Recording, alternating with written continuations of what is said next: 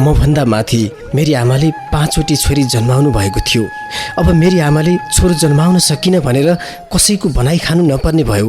Radio कार्यक्रम पुस्तक वाचन। सुनौला कृतिहरू नजिकबाट नियाल्ने प्रयास। समाज परिवर्तन गर्न सके भनेर होइन, यति सम्पत्ति गरिब गुरुबाहरूलाई दान गर्न सके भनेर पनि होइन, मात्र छोरा जन्माउन सके भनेर।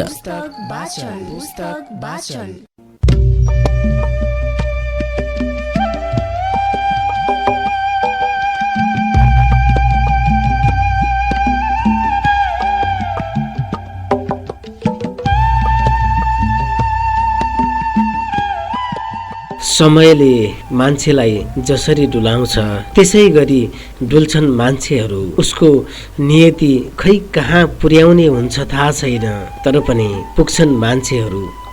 जब समयले त्यही पुर्याउँछ र फेरि छोडिन्छन् मान्छेहरू। छोडिएका र जोडिएका यी सबै कथासँगै फेरि अर्को एउटा श्रृङ्खला सुरु हुन्छ, यसरी एउटा नयाँ श्रृङ्खलाको।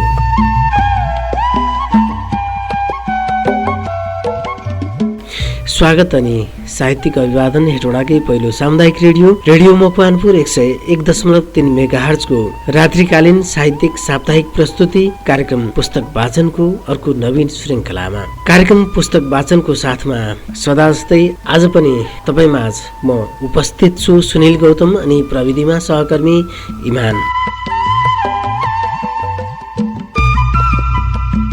कार्यक्रम पुस्तक वाचन चर्चामा रहेका असंख्य पुस्तकहरूको भिडबाट हामी एउटा पुस्तक रेडियो वाचन गरिरहेका छौँ। केही श्रृङ्खला अघिदेखि हामीले स्रष्टा भुपेनको औपन्यासिक कृति मैदारोको कथावस्तु यहाँलाई सुनाउँदै आइरहेका छौँ। आज पनि हामी अघिल्लो श्रृङ्खला बिसाइएका तिनै कथा प्रसङ्गसँगै मैदारोको कथावस्तु सुरु गरिरहेका छौँ। आउनुहोस्, मैदारो औपन्यासिक सङ्ग्रहबाट आज पनि सुरु गर्छु। यो एउटा सुमधुर साङ्गीतिक आवाजसँगै कार्यक्रम पुस्तक वाचनमा स्रष्टा भुपेनको मैदारो औपन्यासिक सङ्ग्रह यसरी सुरु हुन्छ। तपाईँ आफ्नो रेडियो सेटको आवाज अलिकति ठुलो बनाउनुहोस्, म पुस्तक वाचन गर्नेछु मैदारो औपन्यासिक सङ्ग्रहबाट। म बिर्सु कसोरी तिमी नै भनिदेऊ, जाने निठुरी यो सम्झिने मन छ। म बिर्सु कसोरी तिमी नै भनिदेऊ, जाने निठुरी।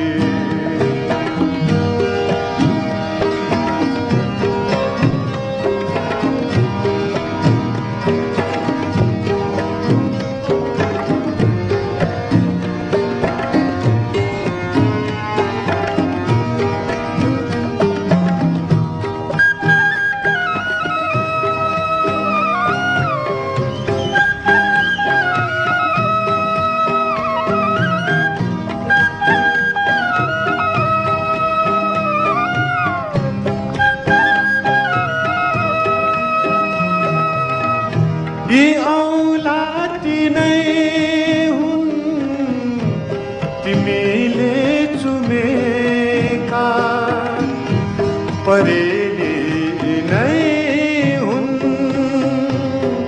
तिमीले बुझेका। यी औलाती नै हुन् तिमीले पुछेका, परेली नै हुन् तिमीले पुछेका।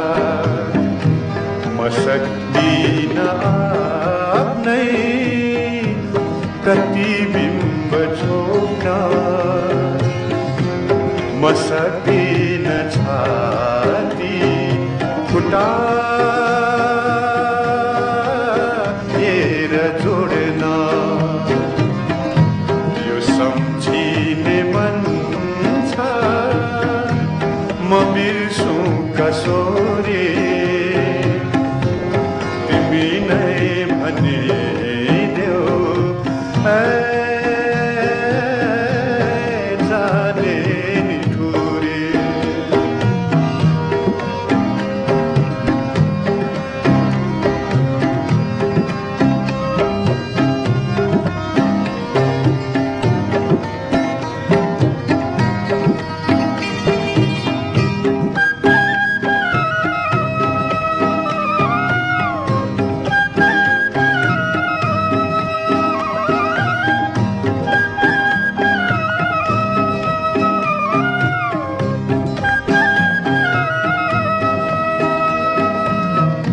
पखाले आँखा पनि दृश्य उही छ जहाँ नै म हिँडे पनि धरती उही छ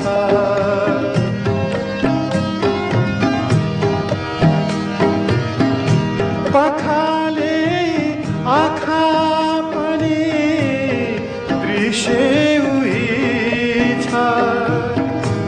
जहाँ नै म हिँडे पनि धरती उही छ नसक्छु म आकाश चितोरेर फेर्न नसक्छु म जुनको उज्यालो नै छेक्न सम्झिने मन छ म बिर्सु कसोरी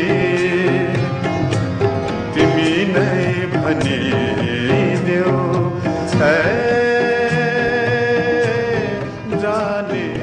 मानिसको लस्कर कैयाको बाटो हुँदै काली गण्डकीको किनारतिर झरिरहेको देखियो।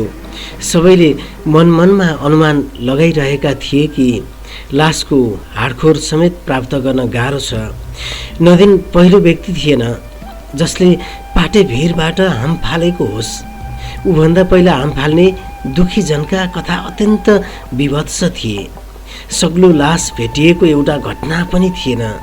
कति लासलाई त काली गण्डकीले सदा सदाका लागि गायब पारिदिएको थियो। गाउँलेहरू भिरको फेदमा पुगेर लास खोज्न 4 दिशा छरिए। भिर रसाएर निस्किएको पानीले फेदीलाई सिमसार बनाइदिएको देखिन्थ्यो।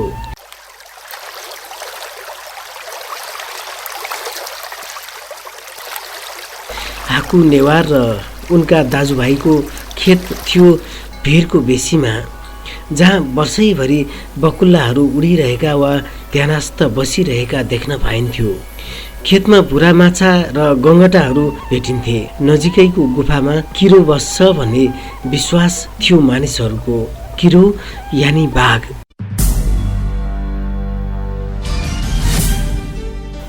एकाध पटक चरनमा गएका बाख्रा र गाई बाघले लतारेको देखेपछि मानिसहरू त्यहाँ जान समेत डराउँथे। कहिलेकाहीँ त गाउँमै पसेर खोरबाट बाख्राहरू थुत्थ्यो भोको बाघले।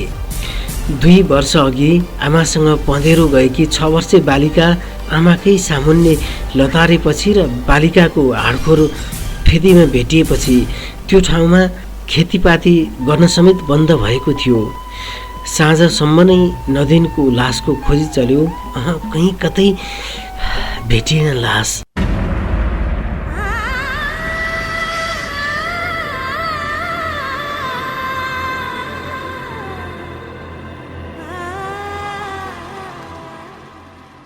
बस खेतमा गाडिएको एउटा घडी भेटियो र तल काली गण्डकीमा एउटा चप्पल देखियो। गाउँलेहरूले अमृत र आइतेसँग घडी र चप्पल नदिनका भए नभएको बारेमा सोधे। दुवै सामान नदिनका नै थिए। माथि डिलमा सुसाइड नोट भेटिनु र अनि तल उसको घडी र चप्पल भेटिनुले नदिनले आत्महत्याका लागि हाम फालेको प्रमाणित गर्थ्यो।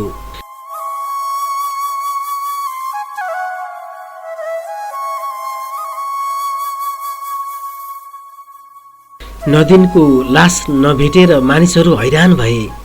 दाईको लास खोजी गरिरहेको अमृत र छोराको लास खोजिरहेको आइते सार्कीका दुःख त ताल कुनाको काली गण्डकी जस्तै गहिरा थिए। नदिनको घडी र चप्पल हेर्दै रोइरहेका उनीहरूको आँखाबाट आँसुको खहरे झरिरहेको थियो। नदिनको लासको खोजी 1 हप्तासम्मै लम्बियो। गाउँलेहरू लास पाइन्छ कि भनेर काली गण्डकीको बगरै बगर 3 दिनसम्म उधै उधो हिँडेर 3 दिन अर्को किनारबाट फर्किए। कहीँ कतै उसको मृत शरीर भेटिएन। मानिसहरूले निचोड निकाले। नदिन काली गण्डकीमा खस्यो र सधैँका लागि हरायो।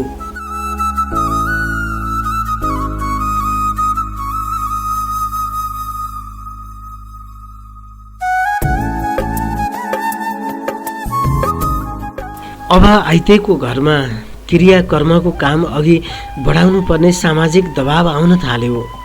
उजुले अकस्मात आइपरेको यस भयानक आँधी बेही सहन नसकेर बारम्बार मुर्छा पर्थिन्।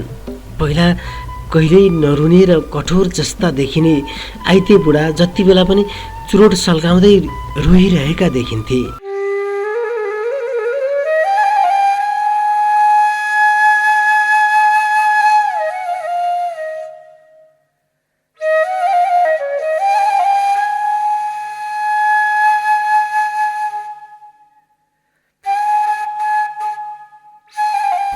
उनी कतै एकहोरो हेरिरहन्थे, मात्र चुपचाप आँसु बगाइरहन्थे। आफन्तहरू आएर सम्झाउन खोज्थे, तर सम्झाउँदै आफै रोएर घर फर्किन विवश हुन्थे।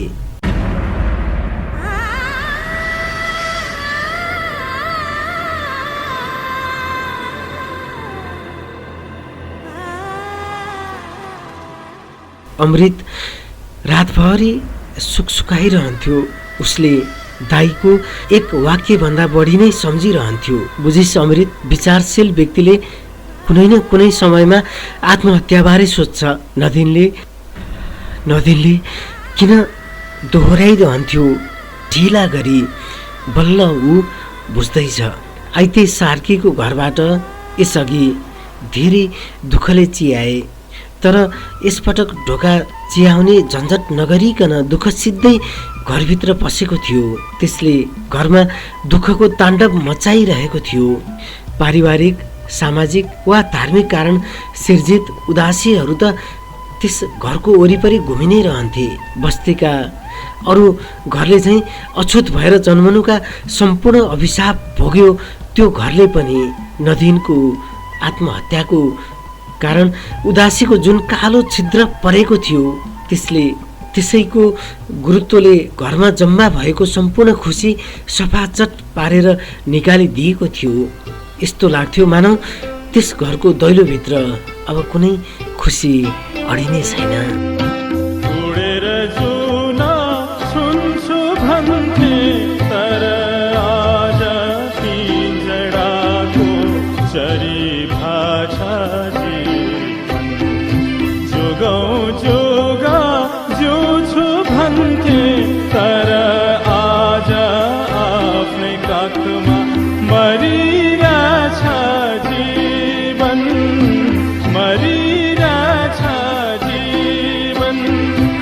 उडेर जुन सुन्छु भन्थे, तर आज पिंजडाको चरी भाषा जीवन।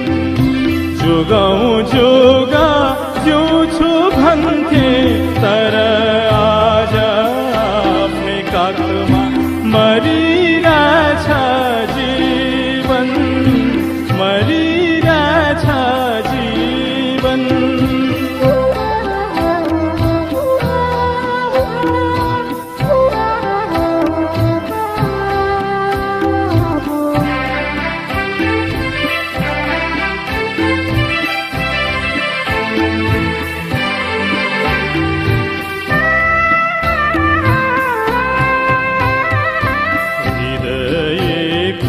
बगैँचामा प्रीति रो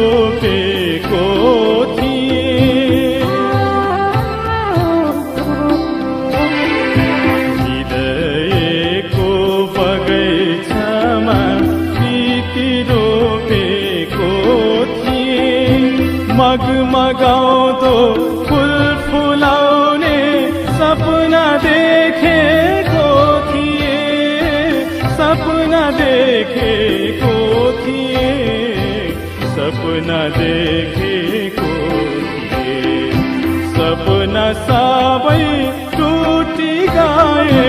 आज भोलि आँखाबाट बगिरहेछ जीवन।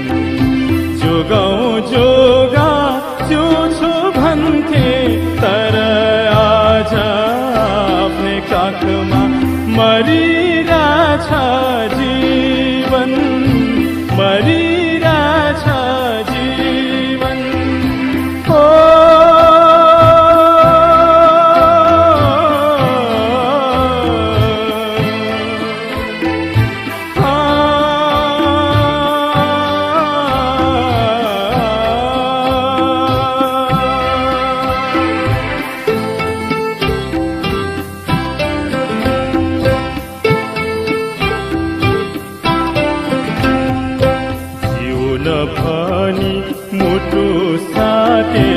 झनै मारी गए।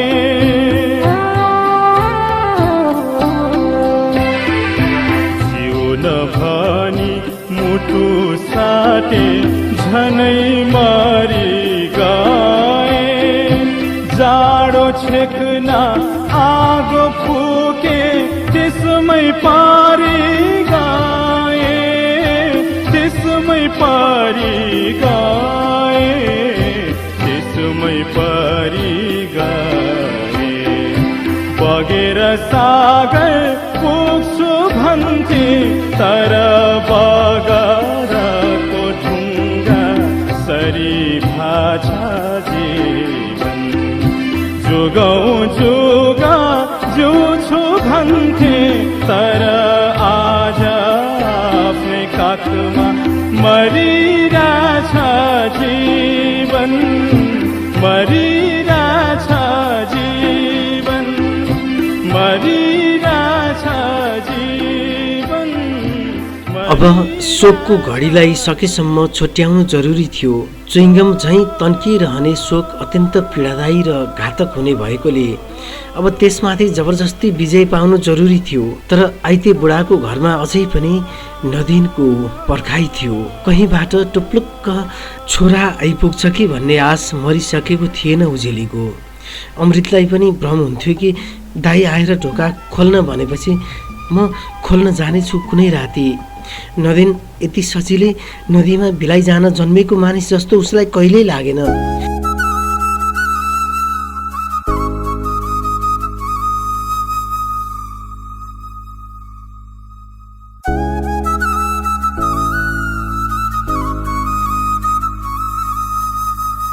आइतेको मनभित्र पनि अझै नदिनको पुनरागमनको झिनो आश बाँकी थियो। जब मनको घरभित्र आशा बाँकी रहन्छ, घरको मनभित्र पनि त बाँकी रहन्छ नै आशा। आइतेका परिवारमा भएको भ्रम हटाउन नदिनको मृत्युकर्म चल्यो। अमृतको कपाल मुण्डन गरियो। कर्मकाण्डीय विधिद्वारा उसलाई पराल ओछ्याइएको थियो, कोराभित्र राखियो। त्यही दिनदेखि आइते बुढा उजेली र अमृतको मनमा डेरा गरी बसेको बाँकी भ्रम सधैँका लागि मनबाट बाहिरिन बाध्य भयो।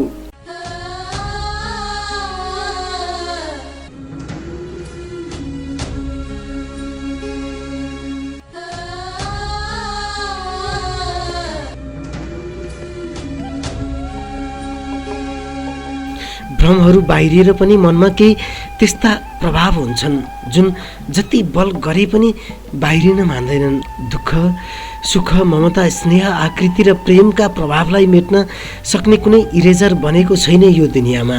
ती जति मेट्न खोजिन्छन् उति उति प्रष्ट भएर आउँछन्।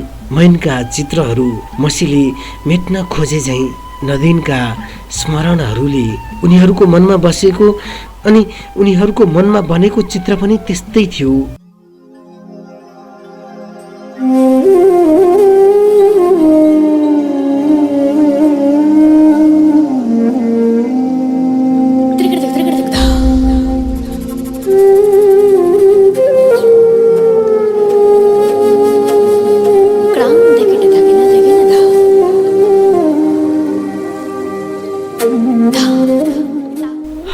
होसमा आउँदा मैले आफूलाई भिरमा अड्किरहेको पाएँ।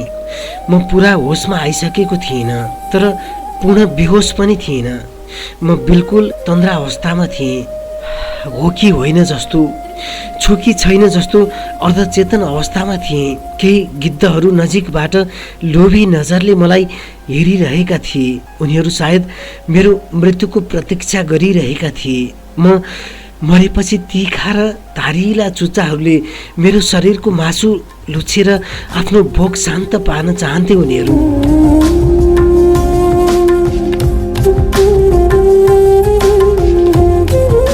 रगत कटकटिरहेको थियो घाउको वरिपरि। उनीहरू त्यसमा ठुङ्न चाहन्थे।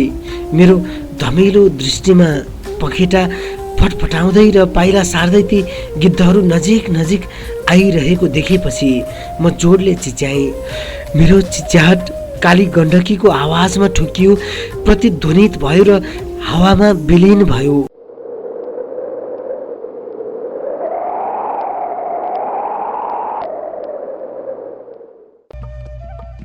गिद्धहरू उडेर रुखका हाँगाहरूमा हराए। के यो वास्तविकता हो? के यो म बाँचेको भयानक सपना हो? म त आत्महत्याका लागि माथि डिलमा उडेको थिएँ। कसरी जिउँदैछु? किन जिउँदो छु म? यही सोचको हिर्काइले मेरो बेहोसीको अँध्यारो पुछिँदै गयो र वरिपरिका दृश्यहरू बिस्तारै स्पष्ट देखिन थाले।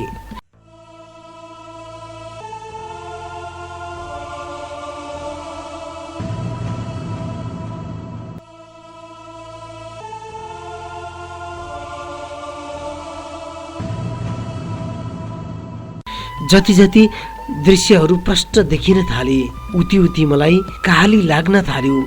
मैले आफूलाई पाटे भिरको अनकन्टारमा रक्ताम्य लडिरहेको पाएँ। वरिपरिको घाँसमा रगत जमेको थियो र त्यसको दुर्गन्धले मलाई बान्ता होला जस्तै भइरहेको थियो। महुरीमा दियो जलेको देख्छु,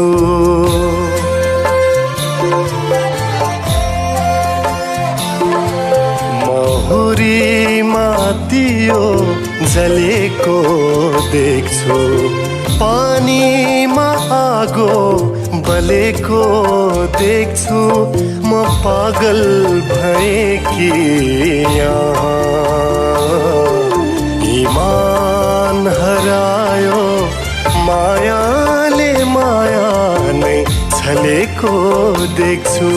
महुरीमा दियो जलेको देख्छु।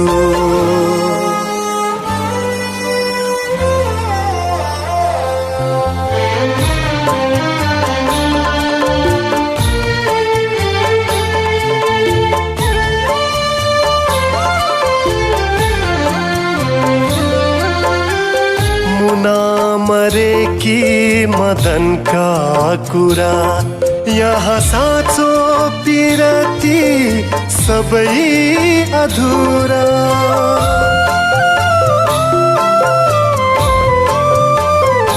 हो मुना मरे कि मदन का कुरा, यहाँ साँचो पिरती सबै अधुरा।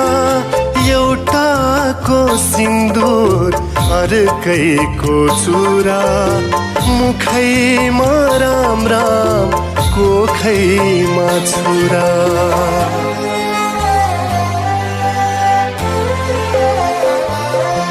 म आगोमा प्रह्लाद जलेको देख्छु, पूर्वैमा सूर्य ढलेको देख्छु। म पागल भएँ कि यहाँ ईमान हरायो, सीताले राम नै छलेको देख्छु। महुरीमा दियो जलेको देख्छु।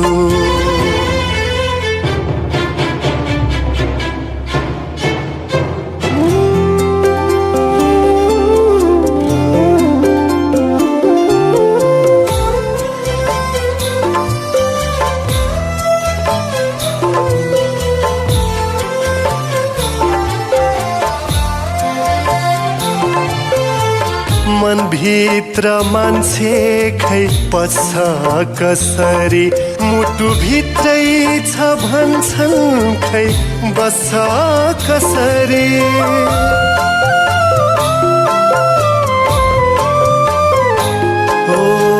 मनभित्र मान्छे खै पस्छ कसरी, मुटुभित्रै छ भन्छन् खै बस्छ कसरी। आफै बसेको त्यो कोमल मुटुमा धारिलो छुरा खै धस्छ कसरी। हाम्रो एक्सिडेन्टको प्लान त फेल हो, तर अब हामीले अर्को चान्स मिस गर्नु हुँदैन। म त्रिशूली उल्टो बगेको देख्छु, ईश्वरको शक्ति डगेको देख्छु। म पागल भए कि यहाँ ईमान हरायो, आमाले सन्तान ठगेको देख्छु। महुरीमा दियो जलेको देख्छु, पानीमा आगो बलेको देख्छु। म पागल भए कि यहाँ ईमान हरायो, मायाले माया नै छलेको देख्छु। महुरी पूर्ण चेतना अवस्थामा फर्किएपछि सबैभन्दा पहिला चरम शारीरिक पीडा महसुस गर्नु थियो मैले। त्यही अनुभूति भइरहेको थियो। अनुहार छामे त्यो तातो तेलमा फुलेको पुरी जस्तो लागिरहेथ्यो। त्यसको जलन असह्य लाग्दै थियो। नाकमा रगतको फाल्सा जमेको रहेछ। देब्रे गालाको मासु ताछिएर कञ्चटको हड्डीले च्याहिरहे झैँ लागिरहेको थियो। घिच्रोमा काठको ठेसो गाडिएको थियो।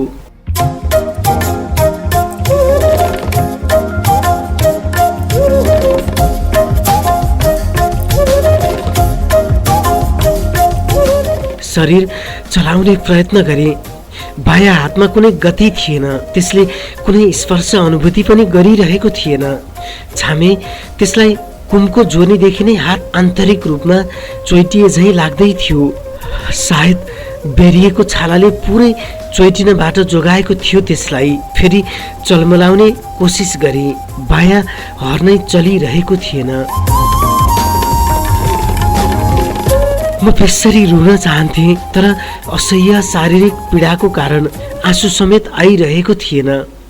शारीरिक पीडा त के हो र, मेरो मानसिक पीडा झन् खतरनाक थियो। म जिउँदै पो छु? भिरमा आफैलाई सोधेँ। मेरा लागि यो एक प्रश्न मात्रै थिएन, सबैभन्दा भयानक पीडा पनि थियो। चेतनाको पीडा थियो। आम मानिसहरू मृत्युदेखि डराउँछन्, म बाँच्नुदेखि डराइरहेको छु। असह्य शारीरिक पीडाहरूको अन्तराल यो बीचमा म सोचिरहेको थिएँ, कहिलेकाहीँ बाँच्नु नै सबैभन्दा पीडादायी पो हुँदो रहेछ। आत्महत्या गरेर पनि किन बाँच्नु परेको मलाई, मैले आफैलाई धिक्कारिरहेको थिएँ।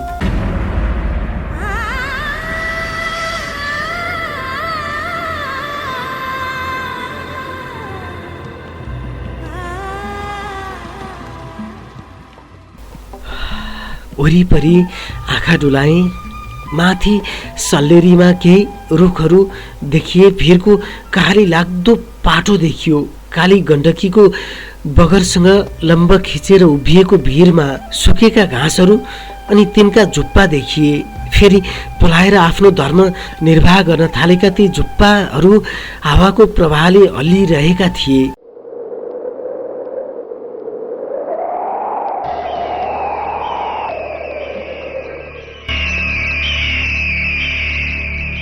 म बेभारिस लडिरहेको जमिन वरिपरि केही रुखहरू देखिए।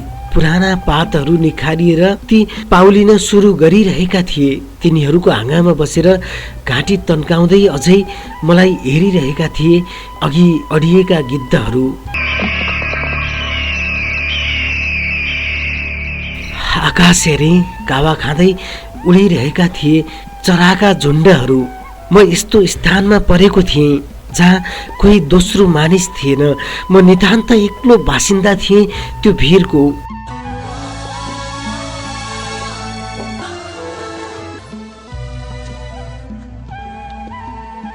वास्तवमा म यसरी एक्लो बाँच्नका लागि भिरबाट हाम फालेको थिइनँ। म त यो लोकबाट बिलाउन चाहन्थेँ सदा सदाका लागि।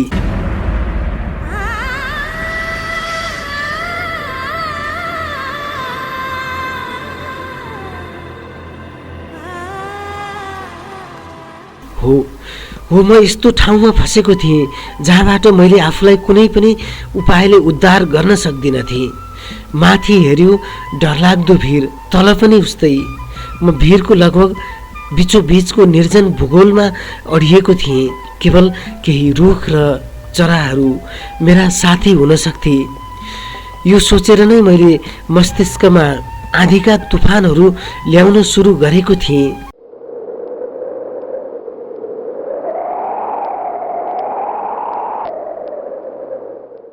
सान्त्वनाका लागि एक मनले एकान्त ठिक भने पनि मानिसहरूको सानिध्यताका लागि मनमा छटपटाहट महसुस गरिरहेको पनि थिएँ। सोचको प्रभावले केही क्षण मलाई शारीरिक पीडा बिर्सन सघायो। आत्महत्या गर्ने कला पुगेन भने त्यसले बाँच्नुभन्दा पनि भयानक पीडा दिँदो रहेछ। वास्तवमा मैले भिरबाट हामफाल्दा जुन स्थानको चयन गरेँ त्यो नै आत्महत्याका लागि अभिशाप सिद्ध भएको थियो।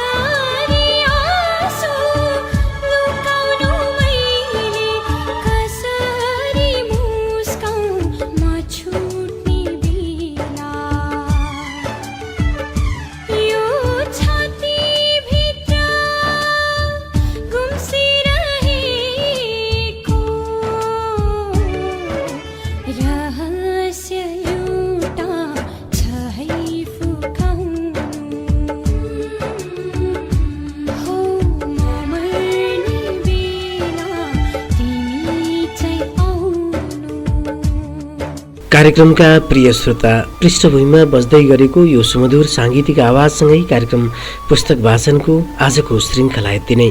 कार्यक्रम तपाईँलाई कस्तो लाग्दैछ? आफ्ना अमूल्य जिज्ञासा, सल्लाह अनि सुझावको लागि हाम्रो ठेगाना कार्यक्रम पुस्तक वाचन, रेडियो मकवानपुर 101.3 मेगाहर्ज। लौ त यिनै विविध प्रस्तुतिसँगै कार्यक्रम पुस्तक वाचनको आजको श्रृङ्खलामा बिसाइएका कथा प्रसङ्गहरू आउँदो श्रृङ्खला लिएर उपस्थित हुने नै छु। त्यतिन्जेलसम्मका लागि प्रविधि संयोजनमा साथ दिने सहकर्मी इमान अनि यतिन्जेल कार्यक्रम सुनेर बस्नुहुने तपाईँ सम्पूर्णलाई विशेष आभार। यो श्रृङ्खलाबाट यो सुमधुर साङ्गीतिक आवाज छाड्दै तपाईँ बीचबाट म सुनिल गौतम बिदा हुन्छु। नमस्ते, शुभरात्रि।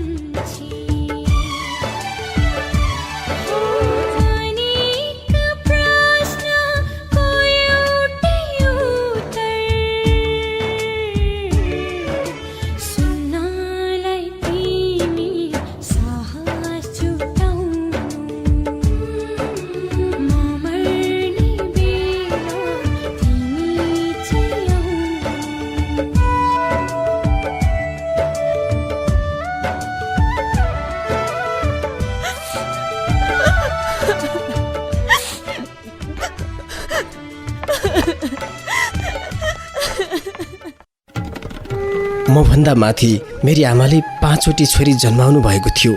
अब मेरी आमाले छोरो जन्माउन सकिन भनेर कसैको बनाइ खानु नपर्ने भयो। रेडियो कार्यक्रम पुस्तक वाचन सुनौला कृतिहरू नजिकबाट नियाल्ने प्रयास। समाज परिवर्तन गर्न सके भनेर होइन, यति सम्पत्ति गरिब गुरुबाहरूलाई दान गर्न सके भनेर पनि होइन, मात्र छोरा जन्माउन सके भनेर।